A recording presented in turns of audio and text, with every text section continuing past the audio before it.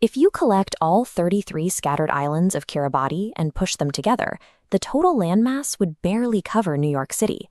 The highest point above sea level is just 2 meters. There is almost no fresh water and virtually no natural terrestrial resources. By international law, Kiribati controls an exclusive economic zone, an invisible border encompassing 3.4 million square kilometers of the Pacific Ocean. That is larger than India. More than 50% of the entire global tuna supply lives right inside those lines. Kiribati's wealth, power, and sovereign viability are entirely detached from its physical soil. The island country survives entirely because of a highly specific border drawn over an ocean teeming with life. The government monetizes that border through a very simple transaction. To cast a net in those waters, you need a license.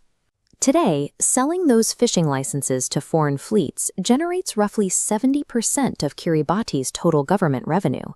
That is the highest proportion of any nation on the planet. The buyers are almost exclusively international superpowers. Massive, heavily mechanized fleets from Japan, China, the US, and the European Union pay huge premiums, follow strict catch limits, and report their hauls just for the right to enter Kiribati's waters. They pay those premiums because the global market for tuna generates more than $44 billion every single year. 5.5 out of 10 cans of tuna stacked in a supermarket come from this region of the Pacific. This creates a highly unusual macroeconomic reality. 2/5 of Kiribati's entire GDP depends on a wild, highly mobile biological resource choosing to swim inside the nation's specific coordinates. The problem is the biology of the fish itself. Tuna are incredibly sensitive to their physical environment. They react to microscopic shifts in their surroundings. A change in surface water temperature of just 1/10 of a degree Celsius is enough to trigger a massive behavioral response. And as global greenhouse gas emissions trap more heat in the atmosphere, Pacific Ocean surface temperatures are climbing well beyond that biological threshold. To survive, massive tuna populations are forced to abandon historical feeding grounds. They must constantly swim toward cooler ocean temperatures to regulate their bodies. Sea level rise constantly threatens to swallow Kiribati's physical islands, but the warming water creates an entirely different, invisible crisis. The heat is forcing the country's only major economic asset to swim away. This map models the trajectory of that migration. Scientific projections show the tuna are moving permanently eastward. As they search for colder water, the dense schools physically cross the border out of Kiribati's exclusive economic zone. When the fish leave, the international fishing fleets follow them, and without those fleets needing access to Kiribati's waters, the demand for fishing licenses plunges. If global emissions remain high, preliminary models from the Ministry of Fisheries indicate Kiribati will lose more than $10 million in access fees every single year by 2050. A fraction of a degree in water temperature translates into intense macroeconomic volatility. The nation's financial lifeline is effectively swimming out of its jurisdiction. But the loss of international revenue is only half the equation. Local fish supplies are already under immense pressure, and households in Kiribati rely heavily on tuna for their daily protein. This chart measures exactly how deep that reliance runs.